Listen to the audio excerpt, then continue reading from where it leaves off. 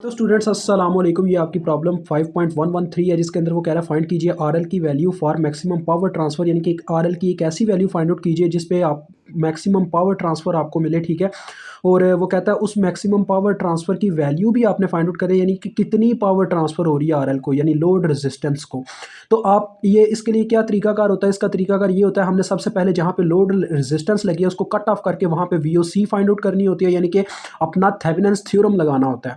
तो यहाँ पे देखिए मैंने इसको कट कर दिया यहाँ से, और यहाँ पे पहले वीओसी फाइंड आउट करूंगा। ठीक है, यानी हमने आर थेवेनिन्स को फाइंड आउट करना है किस तरीके से, बाय यूजिंग डिपेंडेंट सोर्स वे। ठीक है, डिपेंडेंट सोर्स में आपको याद होगा हम क्या करते थे, पहले यहाँ पे वीओसी लगाते थे, उस जगह पे फिर आईएससी की शॉर्ट वायर लगा के करंट को फ्लो करवा के उसको फाइंड आउट करते थे, फिर देन आर थेवेनिन्स को फाइंड आउट करते थे, और फिर फाइनली आर थेवेनिन्स को आरएल के बराबर रखेंगे और हमारा काम लास्ट पे पहुंच जाएगा। तो चलिए यहाँ स्टार्ट करते हैं। ये देखिए मैंने क्या किया, ये जस्ट इतना मुझे क्वेश्चन गिवन था, ये आगे मैंने सर्किट खुद ड्रा किया गया है जी, बस जस्ट आरएल को यहाँ पे कट ऑफ कर दिया, कट करके उसकी जगह ओपन सर्किट लगा के वीओसी मेंशन कर दिया। ठीक है, अब मुझे ये वीओसी फाइंड आउट करना है, तो यहाँ पे मैं कौन सा तरीका अप्लाई करूँ। लूप एनालिसिस तो मुझे थोड़ा मतलब कि कहने के मुश्किल पेश करवा रहा है यहाँ पे, क्योंकि अगर मैं लूप एनालिसिस लगाता हूँ सुपर लूप की कंडीशन बन जाएगी, तो उससे बेटर है कि मैं यहाँ पे नोडल एनालिसिस का ही इस्तेमाल करूँ। सिर्फ हायर नोड हम कंसिडर करेंगे। हायर नोड आपको पता क्या होता है, एक ऐसा नोड जहाँ पे 3 चीज़ों की वायर अटैच हो, उसके बाद होता है सरफेस नोड जहाँ पे 3 से ज़्यादा चीज़ों की वायर अटैच हो, एक होता है बाइनरी नोड जिसे हम कंसिडर नहीं करते क्योंकि वो क्वेश्चन को लंबा कर देता है। जस्ट सिंपल से यार कंसेप्ट है हमारे। ठीक है, तो ये हमारा फर्स्ट हायर नोड है, यहाँ पे 3 चीज़ों की वायर अटैच है, 2 रजिस्टर और एक करंट सोर्स की, यहाँ पे V1 के नाम से वोल्टेज आ गया। उसके बाद ये नीचे एक हायर नोड है, यहाँ पे भी 2 रजिस्टर और एक करंट सोर्स की वायर अटैच है, इसको हम ग्राउंड कर देंगे, बिकॉज जब तक एक नोड ग्राउंड नहीं होगा, ओवरऑल तमाम नोड्स में से कोई एक नोड ग्राउंड नहीं होगा, करंट फ्लो नहीं कर पाएगा। तो 2 ही नोड थे हायर नोड, दैट्स व्हाई मैंने उसमें से इसको ग्राउंड कर दिया। ठीक है, अब देखें वीओसी जो वोल्टेज है वो इस रेजिस्टर के क्रॉस है, इस रेजिस्टर में से कोई ना कोई करंट तो गुजरता होगा ना, तब इसमें वोल्टेज प्रोड्यूस होते होंगे। इसका मतलब हमें इसमें से गुजरने वाली करंट की वैल्यू पता होनी चाहिए। अब मैं इस वायर में जो करंट फ्लो कर रही है उसका एक नाम रखने लगूँ अपनी मर्जी से, एक डायरेक्शन दे के I1 के नाम से मैंने उसका नाम रख दिया। ठीक है, अब वीओसी के ऊपर अगर मैं ओहम्स लॉ लगाऊँ, जैसा कि ओहम्स लॉ कहते हैं हमारे कि किसी भी रजिस्टर में से जब करंट गुजरता है उसमें क्या नाम है वोल्टेज प्रोड्यूस हो जाते हैं, और उनके according V is equal to I R होता है। तो रेजिस्टेंस तो 4K है, लेकिन करंट मैंने पहले क्यों नहीं लिखी, उसकी रीज़न ये है क्योंकि करंट जो है वो उस साइन के साथ आएगी जिस डायरेक्शन में, यानी कि जिस टर्मिनल में वो एंटर करेगी। अभी अपनी डायरेक्शन के अकॉर्डिंग VOC के पॉजिटिव टर्मिनल में एंटर करिए, that's why 4K I1 plus में आ जाएगा। ठीक है, ये फार्मूला बन गया, यानी कि हमें I1 की वैल्यू चाहिए। अब I1 का देखें फार्मूला क्या बनता है। I1 को फाइंड आउट करने के लिए यहाँ पे leaving current formula with the help of Ohm's law ये हम अप्लाई करेंगे। देखें I1 जो करंट है वो इस नोड में से लीव करती है, जिस नोड में से करंट लीव करती है उसी वक्त उस नोड के वोल्टेज लिख के आगे आपने माइनस लिख देना होता है। अब ये करंट यहाँ से लीव करती हुई 2 रेजिस्टर्स में से गुजरती हुई जाके ग्राउंड नोड में एंटर कर जाती है, तो जितने वो आगे मतलब कि नोड के वोल्टेज आ जाएंगे और जितनी रेजिस्टेंस रास्ते में आई वो आ जाएगी बटे में। तो 2K प्लस 4K 2 रेजिस्टर आए हैं, तो यानी मुझे I1 के लिए V1 की वैल्यू दरकार है। तो सीधी सी बात है यार, VOC के लिए हमें पहले नोडल एनालिसिस टेक्निक अप्लाई करनी पड़ेगी, KCL अप्लाई करना पड़ेगा नोड 1 के ऊपर। ठीक है, तो अप्लाई KCL एट नोड 1। जैसा कि आपको पता है KCL ने क्या कहा था, KCL का कहना था किरचॉफ करंट लॉ का, the sum of entering currents is equal to sum of leaving currents. जितना करंट एक नोड के अंदर एंटर करता है उतना ही लीव करता है। तो मैं हमेशा लेफ्ट हैंड साइड पे इज इक्वल टू की लिविंग करंट्स लिखता हूँ और राइट हैंड साइड पे एंटरिंग करंट्स। अगर किसी वायर की करंट का नहीं पता तो हम उसके ऊपर leaving current formula with the help of Ohm's law लगा देते होते हैं। तो चले आए, इस नोड के घेर में टोटल 3 वायर्स हैं, एक ये और एक ये, मैं इन तीनों पे लगाने लगा हूं।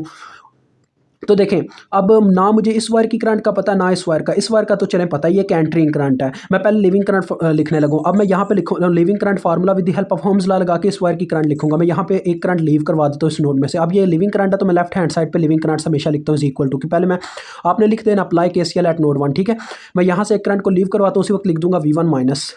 अब ये करंट यहाँ पे 2 रेजिस्टेंस में से गुजरती हुई जाके ग्राउंड नोड में एंटर कर गई, तो V1 माइनस 0 और जितनी रेजिस्टेंस रास्ते में वो आ जाएगी बटे में, जो कि 1K प्लस 2K आ जाएगा। ठीक है, उसके बाद देखो एक ये वाली वायर है, इसकी मैं एंटरिंग करंट है तो इसको मैं यहाँ पे इज इक्वल टू की राइट हैंड साइड पे लिखने लगूँ, क्योंकि जगह कम है तो वो नीचे स्टेप आ जाएगा। ठीक है, और प्लस एक वायर ये वाली है जिसकी मुझे करंट का पता नहीं है, तो इस पर भी leaving current formula with the help of Ohm's law इस नोड में से मैं एक करंट लीव करवा देता हूँ V1 माइनस।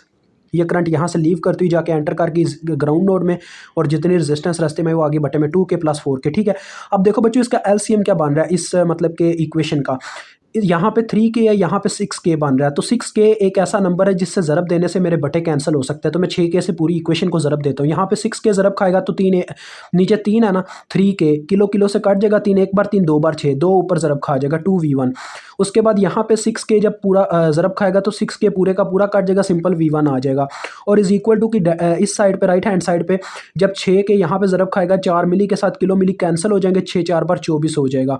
और आप देखें ये बन रहा है 3V1, V1 इधर ही रह जाएगा, यहाँ पे 3 मल्टीप्लाई हो रहा था उधर जाके डिवाइड हो जाना, तो 24 के बटे में आ जाएगा 3, और 3 8 बार 24 होता है। आप यार ये इतना तो जानते ही हैं, आप सब समझदार हैं इतना तो।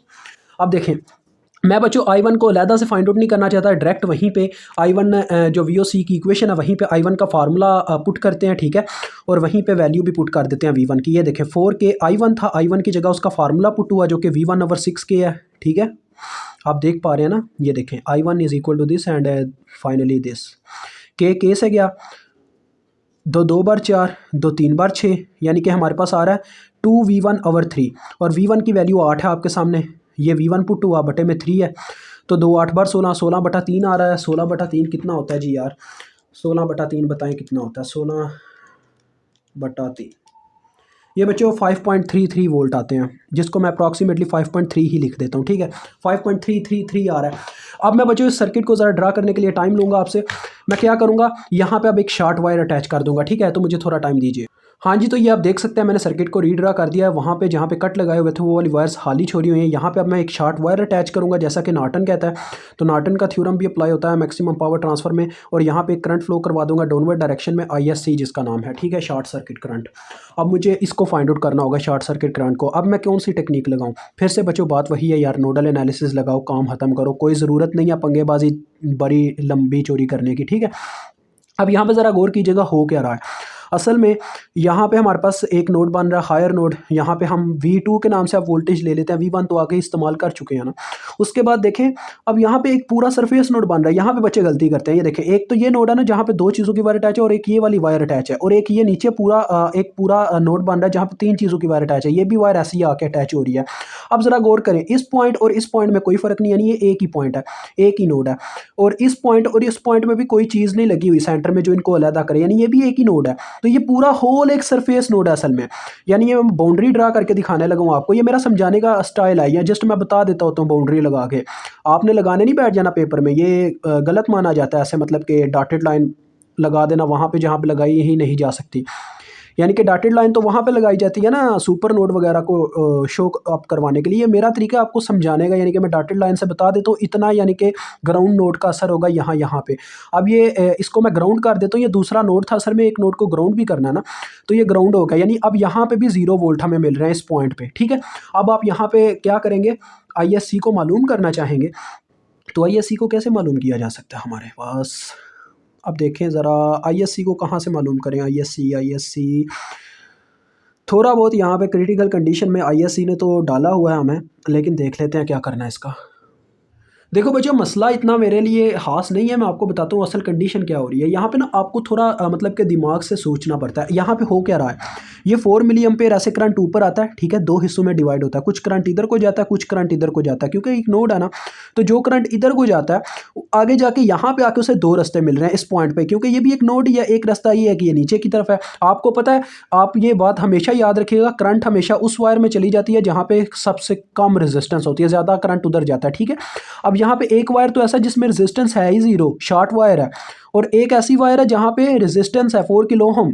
तो आपके लिए ऐसे ही है जैसे एक तरफ आप, यानी आप जा रहे हो गुजरात जा रहे हो, एक रास्ता टूटा हुआ है सारा, और एक रास्ता ऐसे यार कह लो नीट एंड क्लीन कह रहा हूँ कि GT रोड बना हुआ है। आप किस पे जाओगे, GT रोड की तरफ जाओगे। यही करंट का भी असूल है, करंट सारा का सारा शॉर्ट वायर में चला जाएगा, यानी इसमें से गुजरेगा ही नहीं, तो ये ना होने के बराबर है। इसका मतलब पता क्या है, यानी कि V2 में से जो करंट इधर से ऐसे लीव करके आ रही है ना, वो ISC ही है। तो आप यहाँ से ISC की इक्वेशन बना सकते हैं, देखें कैसे। ISC की ये इक्वेशन बनेगी, ISC एक करंट है जो कि V2 में से लीव करती है और यहाँ पे ग्राउंड नोड में एंटर कर जाती है। यानी यहाँ पे तो ISC को मेंशन आउट किया, लेकिन असल में ये करंट यहीं पे ऐसे फ्लो कर रही है इस छोटे से हिस्से में, ठीक है, सिंपल सी बात है। तो देखें सिंपल जैसे कि मैंने आपको समझाया, ये ISC जो करंट है ये V2 में से लीव करके आ रही है। तो V2 जब किसी नोड में से करंट लीव करती है तो क्या आता है, V2 माइनस, यानी उस नोड के वोल्टेज आगे माइनस, और यहाँ से लीव करती हुई जाके आगे यहाँ से उसने ना यहाँ पे गई है, डायरेक्ट यहाँ से ओवरशूट करके चली गई है किस में, 0 वोल्ट में। तो V2 माइनस 0, रेजिस्टेंस कितनी आई है रास्ते में, सिर्फ 2K। तो ये ISC का असल में फार्मूला बनता है, जो कि हमें यहाँ पे, अब देखें मैंने काफ़ी प्रैक्टिस कर ली हुई है तो मुझे इन चीज़ों का पता चल जाता है। अगर अदरवाइज़ मैं यहाँ पे बहुत लंबे तरीके लगा देता होता था। मैं यहाँ पे यानी कि एक नोड कंसिडर करता, उसके अंदर वायर्स की क्या नाम है, अलग-अलग से करंट्स मालूम करता और उन पे KCL अलग से अप्लाई करता, ठोकता, तो तब जाके ISC फाइंड आउट होती। जबकि ये देखो एक छोटा सा तरीका है, जस्ट ISC का फार्मूला बन गया, मुझे V2 की वैल्यू बस मालूम करनी है, एक KCL लगना, काम डन हो जाना। ये देखिएगा, आपने लिखना अप्लाई KCL एट नोड 2। अब ये नोड 2 है ना, ये जो साथ में लिखा होता है ना नंबर, ये नोड को ही प्रेजेंट कर रहा होता है। तो KCL इस नोड पे अप्लाई होने लगा। देखें आपको पता है ये कैसे कंडीशन लगेगी, पहले इस वायर की पहले लिखते हैं। तो V2 माइनस, ये करंट यहाँ से लीव करती हुई जाकर देखें ग्राउंड नोड में एंटर हुई, V2 माइनस 0, और कितनी रेजिस्टेंस रास्ते में, 1K प्लस 2K। ठीक है, उसके बाद आगे बात करूँ तो एक ये वाली वायर है, तो यहाँ से मैंने करंट लीव करवाई V2 माइनस, ये करंट यहाँ से लीव करती हुई यहाँ पे आई और डायरेक्ट ग्राउंड नोड में चली गई, ना कि इस वायर में गई। तो V2 माइनस 0, और कितनी रेजिस्टेंस रास्ते में, ये सिर्फ 2K, which is equal to एक एंटरिंग करंट है 4 मिली, जो कि यहाँ पे आ जाएगी। अब देखें यहाँ पे 3K, यहाँ पे 2K, इसका भी LCM 6K बनता है। 6K एक ऐसा नंबर है जिसे ज़रब देने से बटे कैंसिल हो सकते हैं। तो 6K से मैं पूरी इक्वेशन को ज़रब दूंगा। यहाँ पे 6K ज़रब खाएगा, किलो किलो से कैंसिल, बटे में 3 3, एक बार 3, 2 बार 6, 2 ऊपर ज़रब खा जाएगा, 2V2 आ जाएगा। यहाँ पे 6K ज़रब खाएगा तो 2 1 2, 3 6, किलो किलो से कट जाएगा, 3 ऊपर ज़रब खा जाएगा, 3V2, और इज़ इक्वल टू में आपको पता ही है 6 4 बार 24 हो जाना है।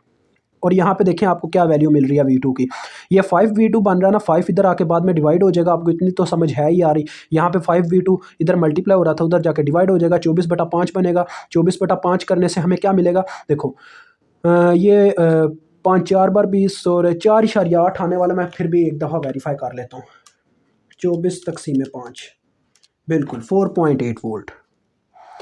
तो ये आपको V2 मिल गया। सिंपल ISC को फाइंड आउट करो, ISC is equal to V2 divided by 2 था, तो यानी कि 4.8 डिवाइडेड बाई 2K।